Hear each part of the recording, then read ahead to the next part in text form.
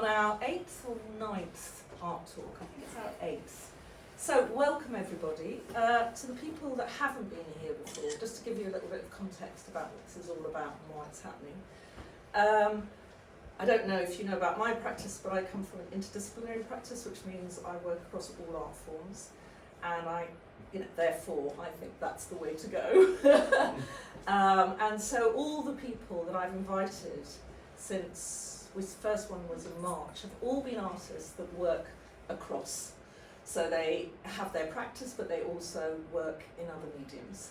Some in 2, some in 3, some in 4, but they've all got this flexibility in their practice in terms of the media that they use.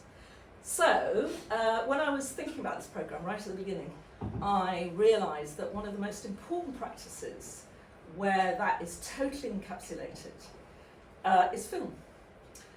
In the old days, when I was making theatre, it used to be theatre because you use music, you use visual arts, you use performers, and we also used to use film. But I think now, in terms of contemporary practice, it's where it's at is film, because that is where all the different collaborations that can happen. Yeah? And I'd be very happy to present Boris and Thompson-Roylance, who are local lads, and then come back especially to do this from London, and they are going to share with you their practice and their journey, really. Yeah, so over to you. Thank you very much, Melanie. Thanks for having us. So I'm Boris Thompson-Roylance. I'm Jack Thompson-Roylance. And together we're co-founders of Deadbeat Films, and that's a international-based film production company, and we cover many different areas, many different focuses, and yeah, this talk's going to be about presenting those different elements. Just for a little bit of context, who we are exactly, yeah, we're local lads, we're born in Glastonbury, and we studied at Strode College, and we studied film, and that led to us then making movies, making short films, and then we moved to London in 2012 to study BA film production. At the London College of Communication with the University of Arts. Yeah, and just university as a whole was an interesting experience, but maybe didn't give us the amount of tools we needed to be ready for the industry. So we actually started making professional work and creative work outside of university. That started with us being obsessed with going raving and clubbing. So, 18, 19, used to go to Bristol and film friends' raves, and then we started to discover that actually we can make a bit of money out of that. And that sort of grew quite gradually into, once we moved to London, working for various different institutions. Myself, I was working with a company called Secret Cinema, who create immersive cinematic productions. They transform abandoned buildings into the world of films. They've done stuff like Bugsy Malone, Shawshank Redemption, Back to the Future, and for me it was an absolute melting pot of creativity, because I was meeting actors, set builders, professionals in the industry that were doing interdisciplinary multimedia practice. Yeah, and simultaneously while Boris was doing that, I was working with an organisation called AEI Media, who represent a series of electronic music brands, and it was in the very early days of YouTube and monetising of YouTube, so I was responsible for filming branded content, interviews, but most importantly I was filming events. So I started off as clubs, but it went into international concert venues to music festivals across Europe. So meanwhile, while we were studying, we were also working in the professional field, and then we ended up doing our graduation film, which is a very ambitious short film based around the Spanish Civil War, and we had tanks, pyrotechnics, using all these actors from Secret Cinema. We had no idea what we were doing. We went straight head in first, and it was a real life-changing experience. And we pulled it off. We're still super happy with it. We're back at it, and it's a film that we're very proud of. But then off the back of that, because we'd made this work, we set up a limited company. So we set up Deadbeat Films, which was basically incorporating all of our roster of work to hopefully go into the industry. So that grew from festivals into music videos, into commercials, and now to where we are with feature films, which we'll go into. So on that note, Kim, we're just going to go down to this slide here. And are you going to... I think you'll point it this way. There you go. So can we just please go to video number 1, where you'll just get a little highlight of the work we've been doing. Give me one moment. Technical. Yeah, so video 1. Yeah, here we go. Double click that. Got it. And full screen. There we go. Sorry. Oh, good. Enter full screen. Here we go. Ready? Mm-hmm. No.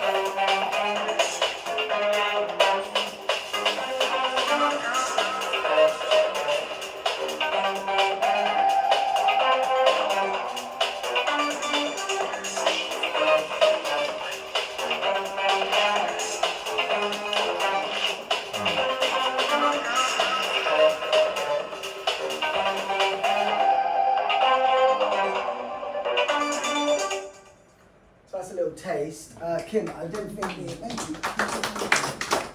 get the. Sorry guys, it's just not connected to the sound, so let's just get it connected to the Bluetooth again. Battery 100%. Thank you. Ready On. to connect. Yeah, if you Ready just to go to connect? that. Here. Yeah, there. It was, where's it gone? Bose Revolve. Yeah, there you go. That should connect now. Connected to Cool. Excellent. MacBook Pro 4. Okay, so next time we'll be able to hear it. Sorry. Okay, no, all good. Okay, so moving on to, so now what we're going to do with this little clicky thing, is move on to our individual practices. So I'm basically, I co-run Deadbeat Films as a creative director, but my personal practice, which I bring to films, is I'm a director. I'm a screenwriter, director, and musician.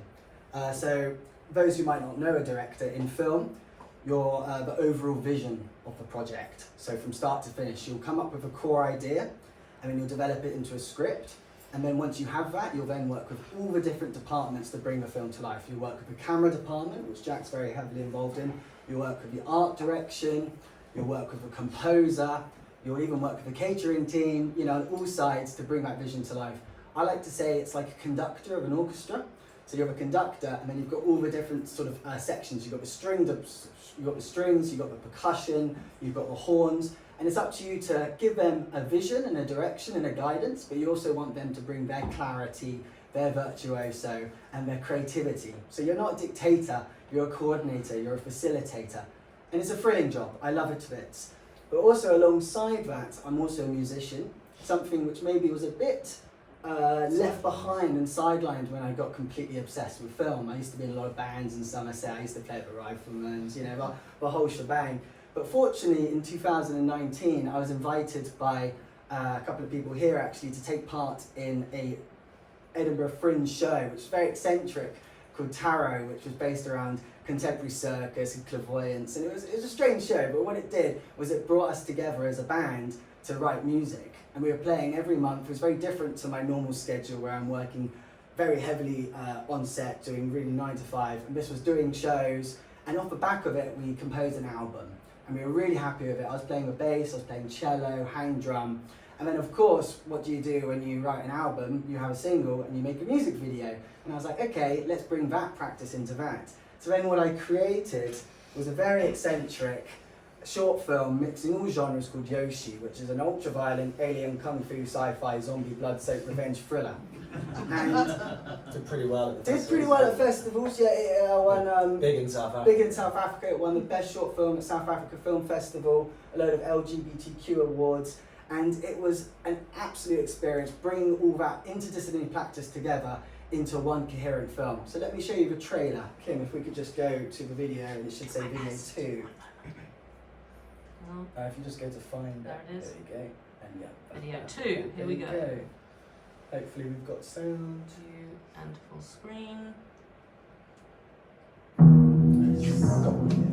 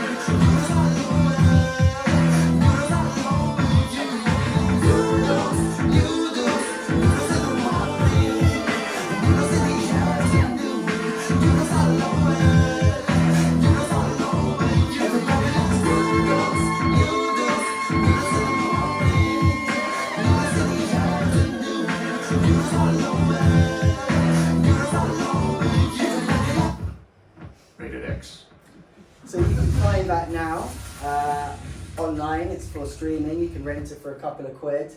And yeah, we actually shot quite a lot of it down here in Somerset. We shot at the King, just opposite the King William. If we just come back to the slides, please, if you hit play.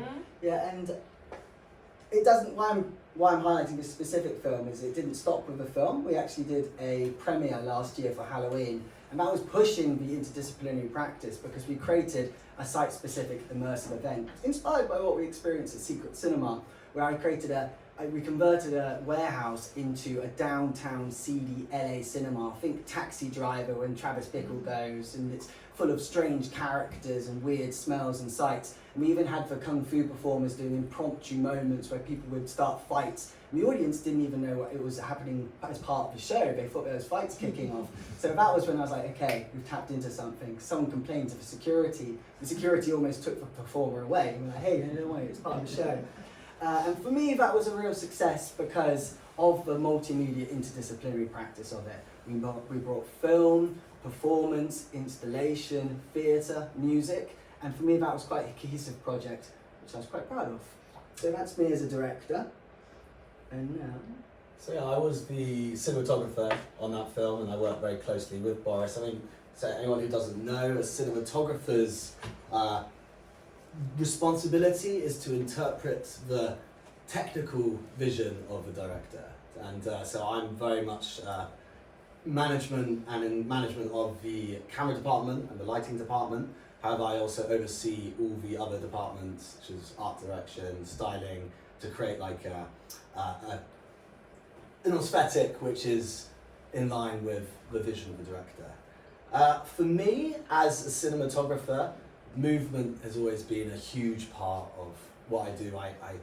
I was very into free running and parkour when I was younger. I used to jump around, you would see me jumping around Glastonbury at some point when I was a teenager. But it's, for me, like, I love to explore proximity and intimacy behind the camera.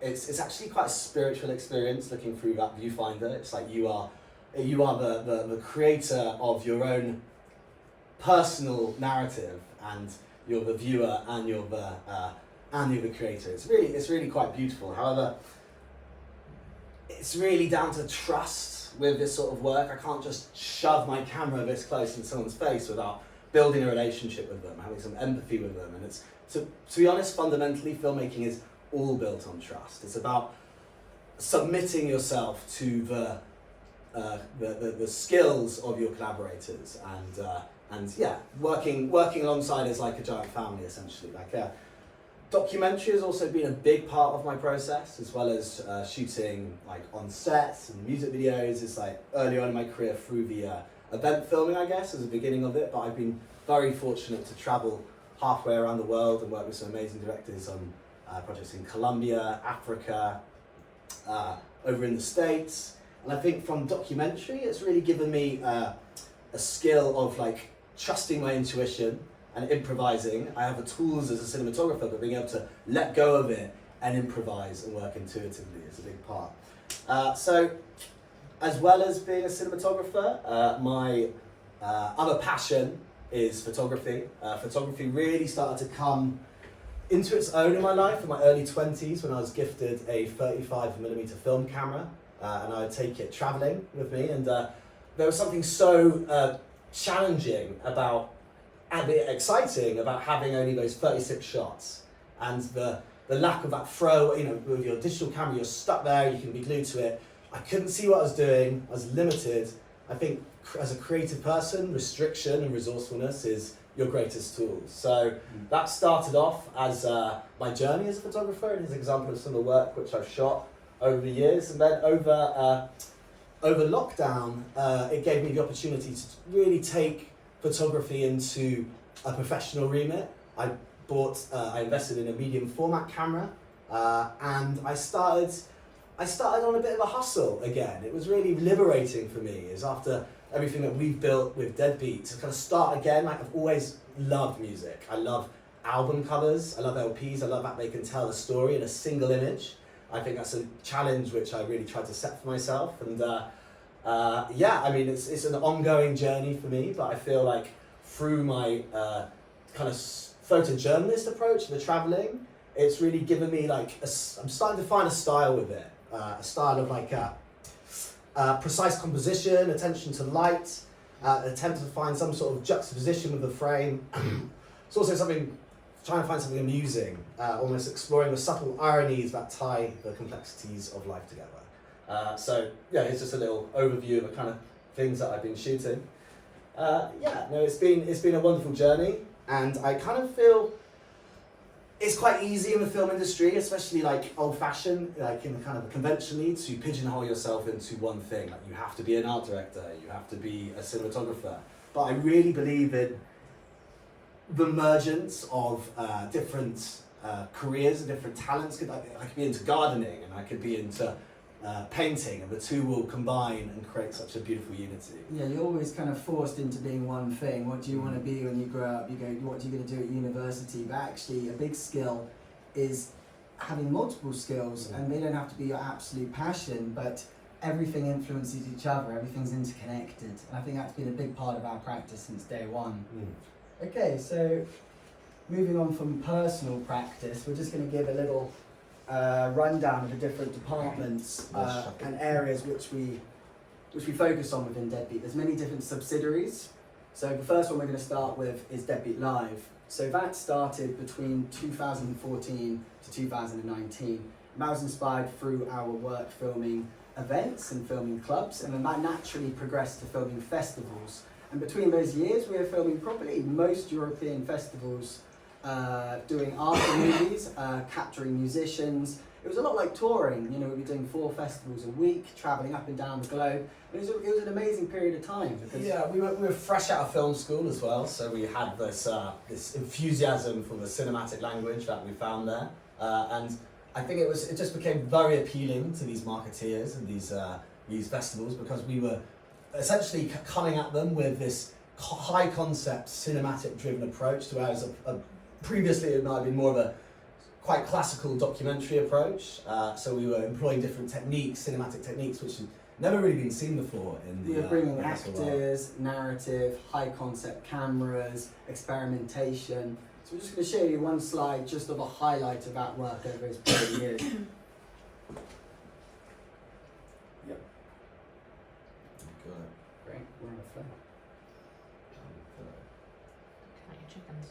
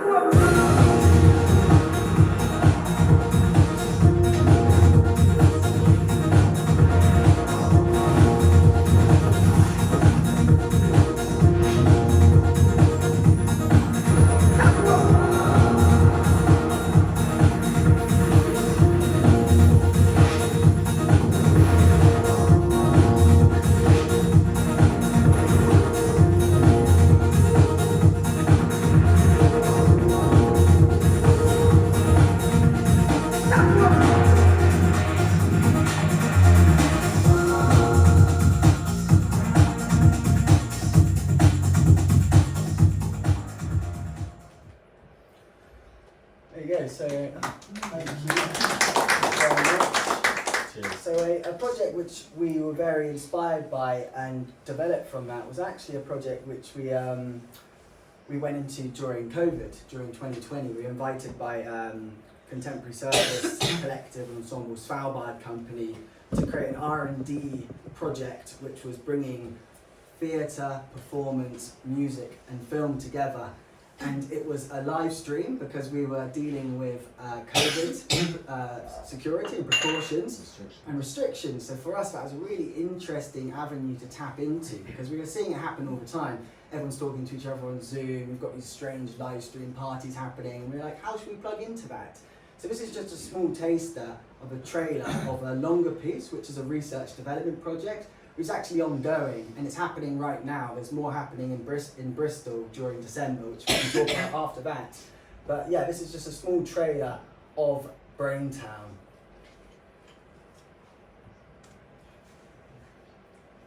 Acknowledging that everything's everything. Acknowledging that everything's everything.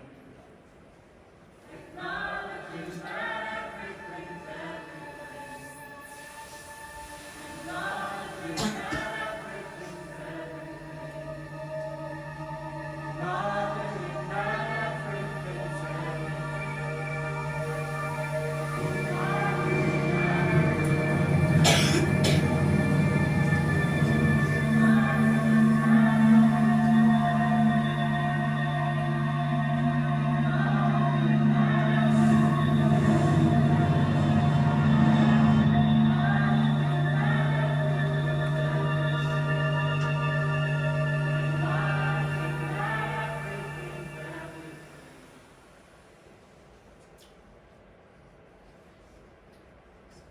Yeah, so shooting live events and working in the live events field was really quite instrumental for our career because it gave us the opportunity, especially at these music festivals, things like that, to meet music managers, labels, commissioners, and that's how we got our first big break in music videos. And then after a few years hustling the music video front, doing some work that we're really proud of, that led very organically into the commercial landscape, which has very much been the bread and butter for Boris and I and the Deadbeat crew and team for the last 5 years, 6 years? Yeah, and we always use the term that it's not selling your soul, but it's renting your soul. Just because you come from Somerset, you know, we had to work hard to build up to where we were. It wasn't sort of where we could just go straight into the movie industry with a shit ton of money, and this has always been the aim and dream for us, is to build a foundation for us to be able to make money in London and also be exploring concepts. We kind of call it going to the gym, don't we? Exactly. It's like with these projects, you have the ability to get the highbrow equipment, like work with big teams, and it's kind of that armor that you need for then delving into your fully creative projects. And it's been this is what we've been focusing on really for the past 5 years. I think we moved from festivals to music videos and now online commercials and television commercials. And just to play one of the highlights is actually a Bristol-based company called Vertical Aerospace, who are the pioneers of electric aviation. So they've built the first fully electric plane, and this was us filming the first 3D model. And they've already gone into development, and these things are going to be flying in 2025. Yeah, so this film was main marketing purpose was to promote them going onto the New York Stock Exchange, and they've become a huge player now. And the future is pretty bright for these guys.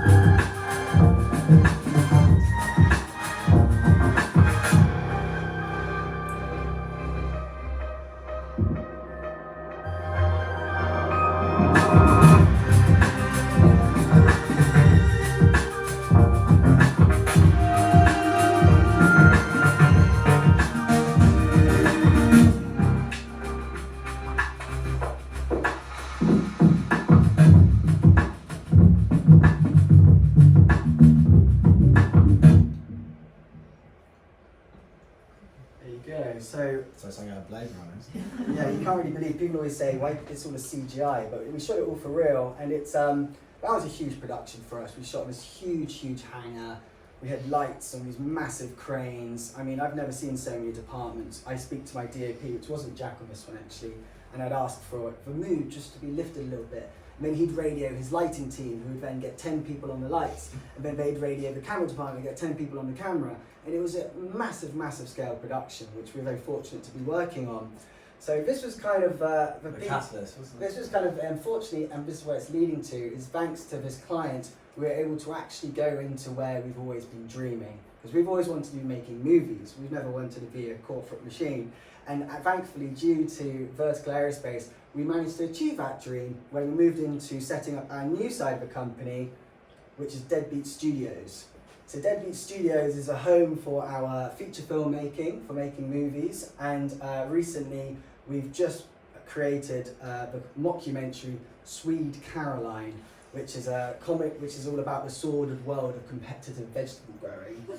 Yeah, these are photos, quite recent photos from the Raindance Film Festival in London. We were very gratefully received a nomination for the Best UK Feature Film at the festival, which we didn't win, but we got the Spirit of Raindance Award instead, which we're very grateful for. And yeah, the Spirit of Raindance celebrates the essence of British indie filmmaking.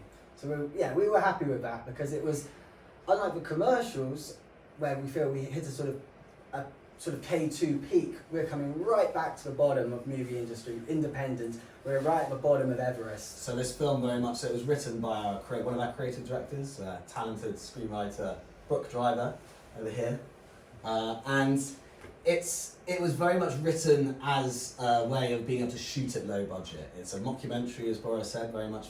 Think like The Office meets Hot Fuzz, with a bit of Big Lebowski thrown into it. But it meant that we could. It was almost like going back to school. Like after being spoilt with all these techno grains and Steadicams and crew, it was like we were running around with cameras on our shoulders, everyone doing about 3 different jobs.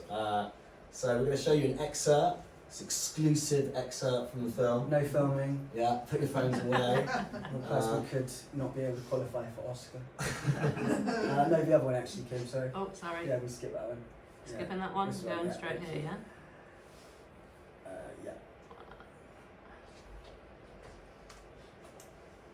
Did you just call me a wanker? I'm gonna have to report this. I'm not a wanker. He's the one using the gun at 303. What is this, mate? 2009? Please stop it, Tony. We're going to go now. Have a look at me, Tony! You can't move me! I got my time, Tony! You wanker! Wanker! Wanker! Wanker! Wanker! I don't know why you called me a wanker. I never met the lad. Go now. Please help me. Help me. Wanker! Paul's just like, he's just a law unto himself, really. Everything he touches turns to shit. So that's Swede Caroline. Just in terms of the process for this, it's almost like a whole new world for us. And we're learning about it while we're going along. So we co-financed it with a production company called Bailstone Pictures, who have successfully made and sold 4 other films. And we've now premiered the film, we've won the award at Raindance. The next step is to try and sell it, because the industry's changed. We might try and get a small cinema release, but that's not how indie films can make their money. You can if you're making Ant-Man 5, but this is indie filmmaking where we need to try and make our money back. So we're going to be pitching to sales agents over the next 6 months, and hopefully you could see this on Video Demand, Netflix, Amazon, Hulu, all of that jazz fairly soon. So keep an eye out, please, guys, and I hope you enjoy it. And that's kind of got to a point now where we've entered the new realm of filmmaking. This is very much aimed for a commercial release to make money from it, but I'm also writing film number 2 at the moment, and that's more ventured in it's more serious themed. It's set in a refugee detention centre. It's a psychological horror drama, and it's dealing with more serious themes and more artistic themes. Themes around social change, essentially. I think this leads very organically to the next slide which we want to share, which is a very important arm to our company, which is Deadbeat Impact. It's a social enterprise where we believe film is a global catalyst for positive change. And Deadbeat Impact was born really organically back in 2015. So we made a short documentary at the jungle camp in Calais. We were compelled to go over there when those horrendous images of a young man washed up on the shore, and then the disgusting sensationalism that the government was putting towards the refugees at the time. And we didn't know how we were going to do it, but we wanted to go and help and felt that we could with our cameras. And I'm not going to tell you too much because you should really watch the film, but we end up having a life-changing encounter with a young man called Eamon, who has become a brother to us. He's still very much he's a part of our family. And I think this encounter with Eamon made us realise that the responsibility the documentary filmmaker has, you have a legacy, you have an impact on those people's lives, and the camera keeps on rolling even when you put it down. Yeah, so that led to basically creating a home similar to how we have Deadbeat Live, Deadbeat Films, Deadbeat Studios. Deadbeat Impact is focusing on all projects based around sustainability, ethics, mental health, human rights, and it's creating, the film industry is quite a toxic industry, and it's very much based around success, it's very much based around ego, rejects failure. So we're trying to create a new environment where, for example, we're creating a new film at the moment where we're having a mental health officer on board, where we have compassion and empathy. 70% of our cast and crew are from asylum-seeking backgrounds. It's trying to sort of reinvent the industry from grassroots, because at the moment it's kind of more of a tick box. To show that you're green, but these companies think they're doing it, but they're greenwashing. Yeah, and it's something which we're, it's these intentions that we've set for this documentary work. It's something that we're very interested in trying to incorporate into the whole values of Deadbeat Films. And we have this great analogy that we always pull back to of like the Trojan horse. It's like environmentalism, activism. There's no point. I arguably is on the offensive, but actually it's like trying to find a common ground with these with these advertisement agencies, with these neoliberalists, and like we've been working in this industry, like essentially telling stories, but with the agenda to make profit. I think for us it's like, how can we tell stories with the agenda to make the change that we want to see in the world, and also like getting to understand the mentalities of these agencies, and hopefully with our new impact consultancy and where we're trying to reshift the actual infrastructure of the industry might actually have some sort of impact into the way that these corporations want to run. It's a bit of a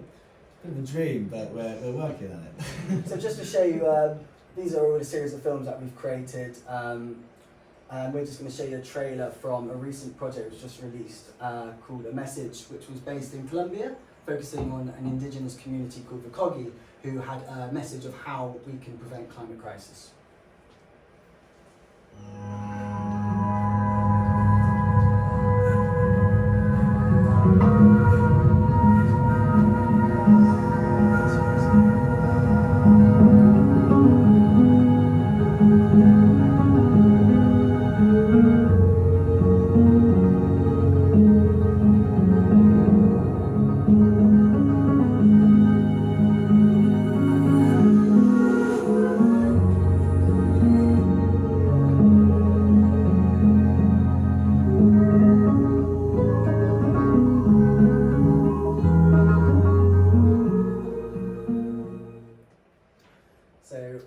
That film is also available to watch, and it features original music from an artist called Nick Mulvey, which we're really pleased to collaborate with him. He's also an activist and human rights activist. And basically, we shot this film in 2018, and it wasn't because of laziness that we only released it this year.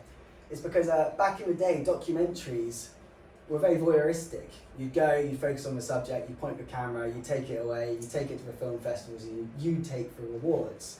But the documentary landscape's changing now, and it has to change, because we're not making a film for ourselves, we're making a film for them. So they basically, their land has been destroyed, it's been taken away from them, from corrupt governments and from hotels and deforestation. So they invited us to give this message. So I spent 4 years trying to find an impact partner to help support them. It's quite hard to reach the Kogi because they live on a mountain 32,000 feet above seawater, and it takes a month to get to it. You can't just WhatsApp. So you can't get them on WhatsApp. So it's building a whole dialogue where we hit a lot of hurdles and a lot of walls. A lot of people wouldn't talk. But eventually I managed to team up with a Colombian-based non-profit social enterprise who've committed their entire lives to focusing on projects to support the Kogi, from reforestation, agroecology projects, regenerative farming projects, And we basically set up an entire impact campaign to basically raise funds to buy back that land.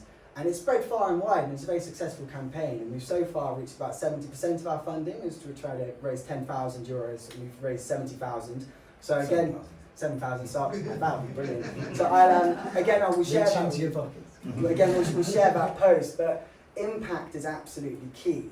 It's about actually that direct communication outside of just making a film. And I think that's where the interdisciplinary practice comes in as well, is bringing in campaign and advocacy communication, skills from that side. So it's not just about making films now, it's about getting the right communication and the correct intention.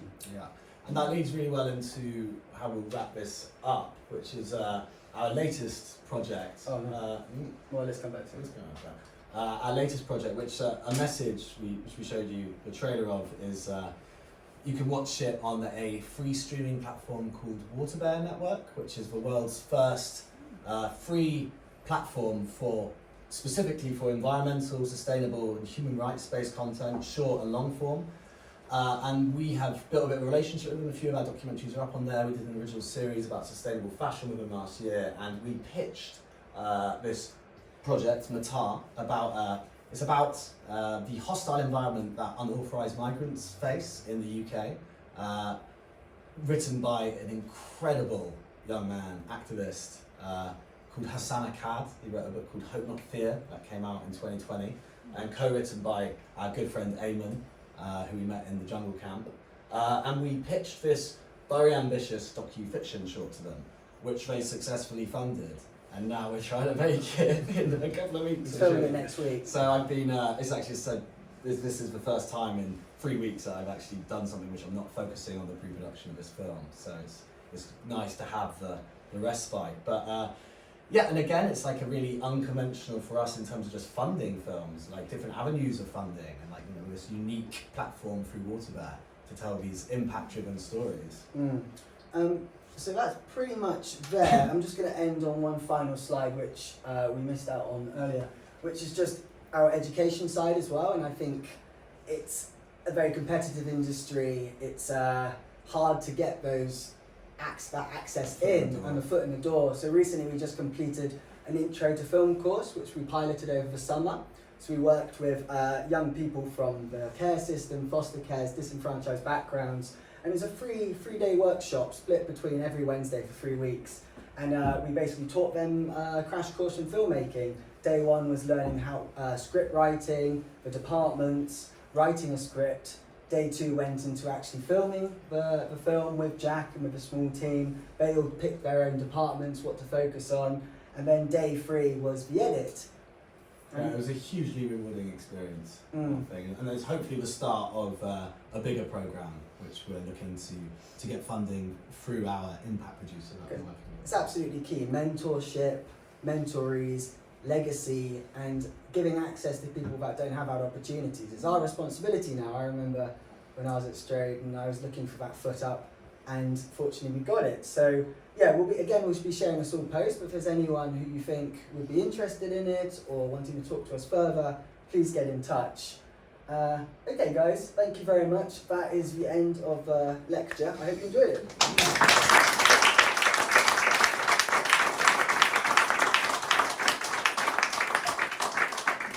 Okay, so this is the bit that I always like the best, which is where you get a chance to... Well, are there people out there? Would you like to come in? Should we turn the light on as well? We can turn the light on, yes. A little bit easier said than done. One moment, Yeah. give me a moment, please. Oh yes, somebody's... Right. You're going to let us down in gently. So there's a seat here, if somebody would like to... Jane, you want to come in with Catherine? Yep. So this is a chance really to ask any questions, and hopefully Boris and Jack can try and answer them, but also we try to create a more informal situation afterwards. So if you're one of those people that find it absolutely terrifying to ask a question in public, you can talk to them afterwards. They're not going to rush off. Okay, so. Do I just killing the projector? Yeah, that's what I was doing with the main. There we go. Yeah, it's like, you know, it's in your... It's a stool here. No, I think they're okay. Yeah. Yeah, I'd like to. Funding is obviously really difficult in any sort of commercial area or whatever, but you seem to be doing lots of things that aren't funded by anything other than yourselves. You find it difficult financially in this sort of climate? I think the first element of really finding funding outside of ourselves was through this platform Waterbear, and then giving us quite a good amount to make this short film, and it is scarce. It's harder to find, and I think a lot of time you have to do a lot of private funding, but these networks especially, once you tap into the elements you want to focus on, so this film is very much centred around forced migration, humanitarian causes, and there is a platform that allows that. So it's finding those types of platforms which actually focus on those subjects. Yeah. No, to be honest, because we looked when we were younger making short films at like the BFI, but the Arts Council is in shreds now. It's so hard to get funding, so we gave up. To be honest as well, we don't really fit the quota of the Arts Council. We're two white dudes. It's not fair enough. The white dudes have had all the funding over time, but so this is why we really focused on the commercial work and the music videos, just so we could build that capital to eventually fund. And it's been a 10-year project, like Sweet Caroline didn't happen overnight. That was 10 years of grafting in the commercial business. And we finally had enough, alongside this. It's also your partners are really important. I think that's what we've gathered, and like that partnership with Bellstone Pictures, who we funded Sweet Caroline with, we wouldn't have been able to do it without them. And it's a calculated risk, It's like this film could do dreadfully. We might be doing commercials for another 10 years. But at least we gave it our best shot. But interestingly enough, I mean, a lot of the top directors, people like Alan Park and people like that, start off in commercials, and they work their way up. That was definitely the feature film. That was definitely the plan for us. I think we used those kind of directors as inspiration of making commercials. You get a reputation, you get respect. You can show that you can make a film with a team. To be honest, it's a lot easier to tell a film in an hour and a half. No, to tell a story in an hour and a half than it is in 30-second commercial. Yeah. But that's what we're going into next. Is basically we've self-funded this film, which cost. It wasn't a huge amount. It was a very shoestring cost budget. But the next script which we're writing, we're going to be looking down those avenues of funding, private funding, public funding, and that's the next chapter for us. So we couldn't have done that without having this first kind of. You've got to be more creative if you don't have money. And we've learned that. Are you finding that as your ambition grows for growing up at Deadbeat Films, that more and more of your time is actually forced into, if you like, basically getting the money and getting in front of the right people? And are you finding that you're having to put more, put out the actual, in fact, the creative side, the direction, the camera, to other people within the group, so your focus has changed, is that? Well, I think right? It used to be a case of us doing everything, Boris and like Boris especially wore so many hats, but our team's grown now. We're 10 full-time employees, and we have our business partner is he's the head of production, Anthony Terman. He is the money man. He is the guy. He loves spreadsheets. This guy is his favourite thing in the world. So it's all about delegation. It's all about those partners. So Boris and I, in fact, Boris has had a bit of a renaissance recently, where he's had time to just focus on his script, his feature films. Yeah, because there has been a lot of hats. I think as co-founders, we make a lot of executive decisions. We're also creative directors, so we bring in freelance directors on board for commercial projects. I used to just do everything, and now we have a roster of directors who we bring in. And I used to do like 12, 20 projects at a time, and I burnt out twice. And now I'm a lot more particular with the projects I take on. So this year I've only done 3 commercials rather than before, where I'd be doing absolutely everything. And then we got to this point of making Sweet Caroline, and everyone was like, what's script number 2? And I said, I want to write it. But I was very honest with everyone, and I said, guys, I can't write if I'm just busy running the company, so I need time to write. And bless them, they've basically given me total free time to write my scripts from October, and I've just been focusing on that purely up till now. And it's a great position to be in, because we have the team, we have the infrastructure, I'm on a salary, and it allows that space. I wouldn't have had that space about 2 years ago, so it's just at that point. So in fact, I think it's the opposite. They've actually become liberated from, which is great. Yeah. Anybody else? Any thoughts? Favourite director, each of you? Or perhaps one that's like inspired you? No, it's fine, I know it straight away. It's a Russian filmmaker called Andrei Tarkovsky. Yeah, I think we share that. We were introduced to him by our family, by our parents quite early on. And yeah, I think his exploration of the spiritual and the use of nature and the human spirit and the lack of dialogue and the use of long takes. He kind of saw film as high in art, as painting and as sculpture. At a time when it was very much an entertainment machine. And he was from the Soviet Union. His ideas were blasphemous, anti the Soviets, and he got. Well, he found a way in his filmmaking, because he was funded so heavily by the Soviets, but through subtext and metaphor to essentially denounce the Soviets, which they just didn't pick up to at all. And I think that was, the playing with that restriction, so I keep coming back to, I think that's where is the most fertile ground in filmmaking, or in all art, is the restriction. So the guy did Solaris? Yeah. Yeah, Stalker, Solaris, Nostalgia, Sacrifice. He only made a few films. He made 6 films. 6 films, and they were all worth seeing. And they were all telling a message indirectly.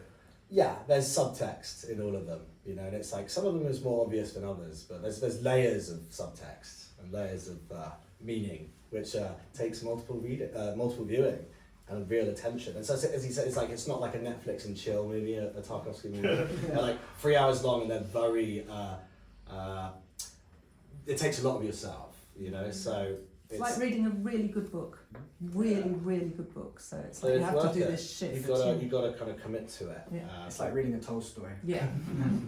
or seeing like a Pollock or something. It doesn't make sense straight away, But with conceptual art, you have to sit there and really feel it and take your time with it. I have a kind of silly question. Go for it. You're watching, if we were all watching the same movie and we all thought that it was rubbish, everybody, but because you guys can see what's going on behind the scenes, even if you thought the story itself was rubbish, you see how much work got into it. We're just tearing it down. It's a blessing and a curse, actually. Yeah. It's a great question. I mean, my girlfriend loves rom-coms. Right. That's all she likes. That's all she likes is romantic comedies. So sometimes I can't watch a Tarkovsky with her. So I often watch the rom-coms, and I'm there sort of just in agony. But what I am doing is analysing the script, looking at the performances, looking at how they've lit it, how it's edited, working what not to do. The flip of that when a film is really good is when I don't, because I can't, as you said, I can't help it. Like I work in the film industry, I'm always looking at it. It's when I just don't. I'm completely transported and I stop thinking about the film and I'm just there with the character. Then it's an immediate. That's when you know the director's done a good job. Yeah.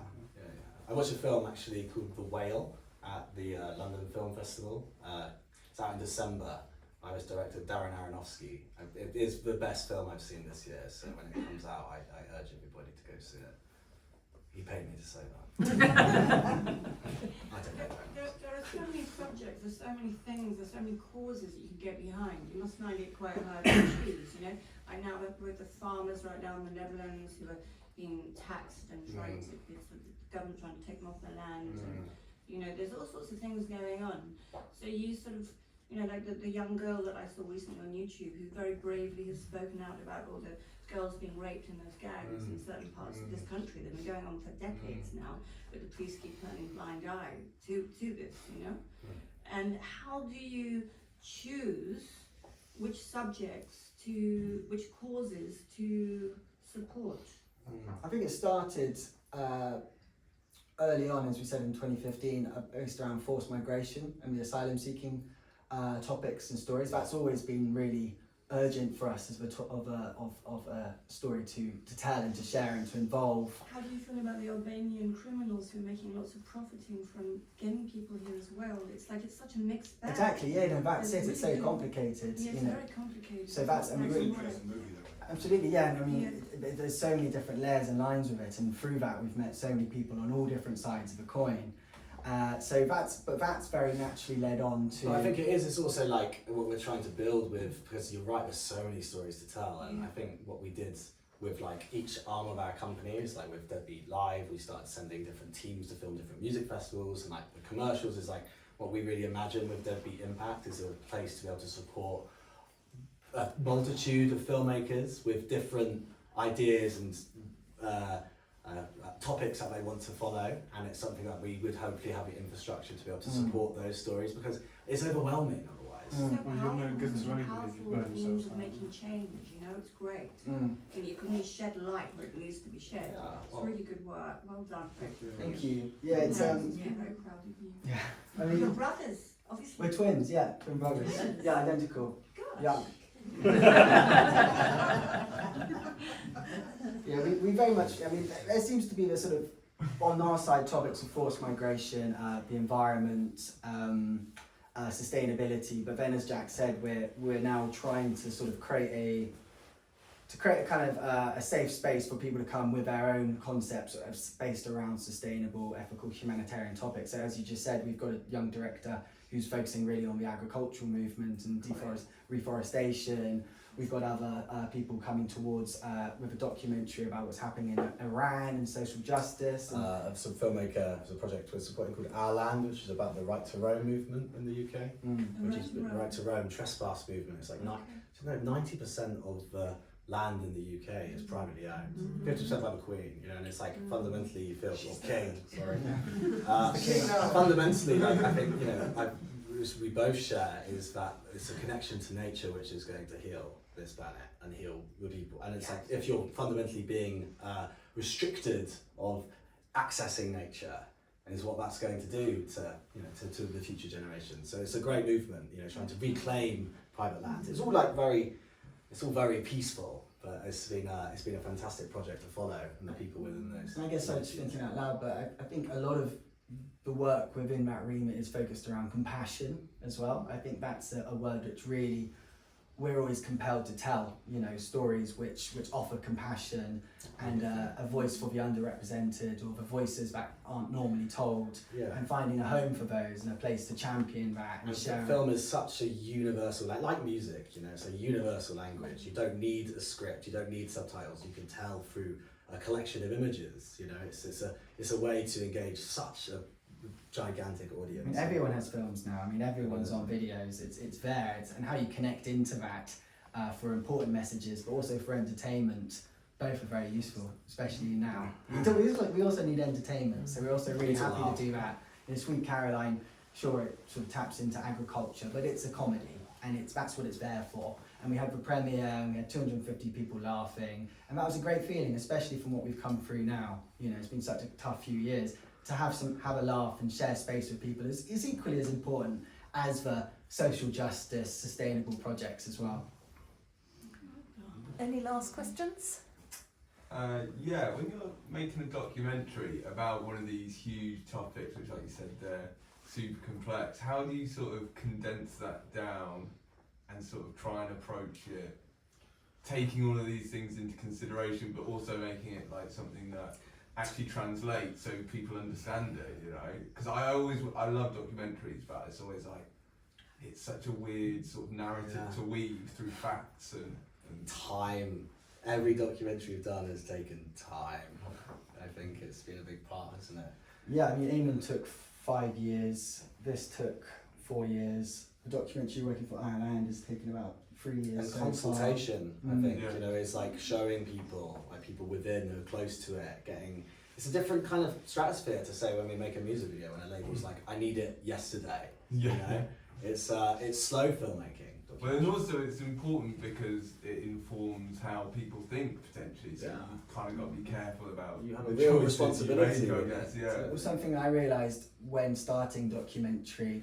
In fiction and in narrative, you're in control of time. But when you're doing documentary, you're the servant to the subject's time. So you're there in their story, and you can't intertwine with that. Well, you can intertwine, but you can't control that. You need to allow the story to take place, however, which direction it goes. And that, again, takes a lot of time. Because, you know, with Eamon, there was periods when he was just stuck in Manchester, in Germany, and there's long periods of no communication with him, and then there's moments when he's back and we're filming him and we're getting the story. So it's very elongated, very stretched, and it's just being patient and catching that moment with his embers when you can. Okay, Is that a quick one? yeah, quick one. I'm just wondering, from the trailers you showed, there was so much footage you brought all together and collated it, and different themes and stuff. Was that all like bespoke for the project, or was that stuff you'd done over years? Oh, and for sort the of trawled presentation? through? 'Cause there's so many different images of people in the street and stuff. So those first two were show reels. Mm. That's like a tool that we use to market ourselves, essentially. So it's a combination. Should have made that clear. Actually, sorry.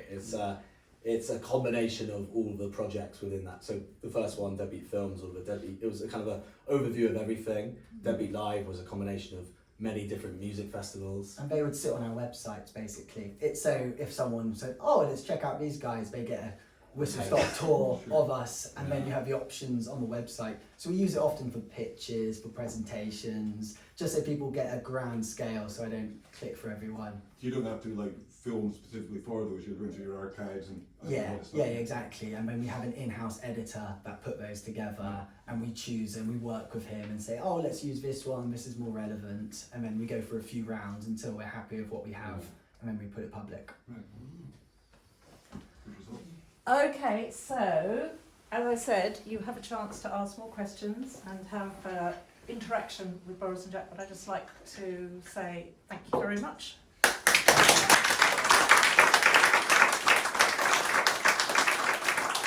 And can I just say one thing before people, if they have to dash off? We do have the last talk of the year on December the 3rd, which is a local artist called Diana Milstein, who some of you might know, who is a performer, filmmaker, painter, drawer, musician, very good musician, quite an extraordinary woman. So that's on December the 3rd, and that's also free at 2 o'clock here. But